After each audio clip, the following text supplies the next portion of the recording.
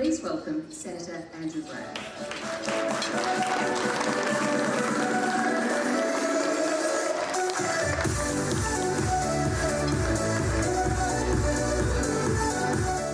Tonight I will tailor my remarks to a new inquiry I've been asked to chair into FinTech. Now, the reason we've commissioned this inquiry is because we want more Australian jobs and we want more Australian consumers to get a better deal on things like banking, superannuation and telecommunications. This is a watershed moment for FinTech Australia, as it considers every point we have previously made to lawmakers.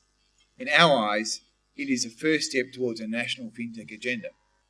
If we can get it right, we can establish a Californian or perhaps Israeli-style form of an innovative ecosystem. These 5 big challenges are capital and funding, tax, skills and talent, culture and regulation. So we want our neighbours to look to Australia for technical innovation. We want to export our ideas, especially into the burgeoning Asian middle class to our north. Looking to the future, we believe Australian technology companies like ACY know how to win. Just look at Atlassian, Afterpay and Airtasker. They've found significant successes at home and abroad, providing millions of customers with great products and thousands of employees with jobs. One of the most critical components of any world-class startup ecosystem is its ability to produce high-impact companies. Those successful companies tend to create a virtuous circle in which their employees are endowed with skills and capital to deploy across the system. The PayPal mafia, quote unquote, is the most frequently cited example.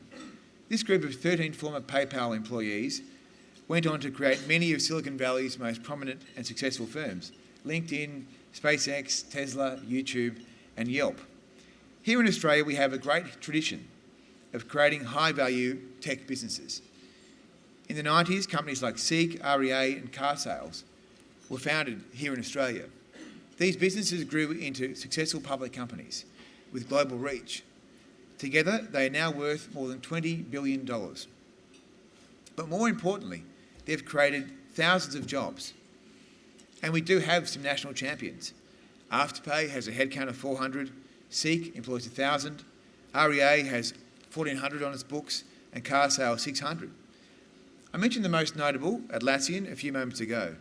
They were founded in 2003, and the then Sydney-based software business went public in 2016. It is now worth more than $25 billion, 3 times the size of Qantas, and behind only 13 other ASX-listed companies. Quite incredible. The rate at which these high-value Australian companies are emerging has increased markedly in recent years, as the fundamentals that underpin rapid growth have improved. As they recycle talent and capital back into the system here in Sydney, we are likely to see that pace of growth continue, but only if businesses like yours keep on investing.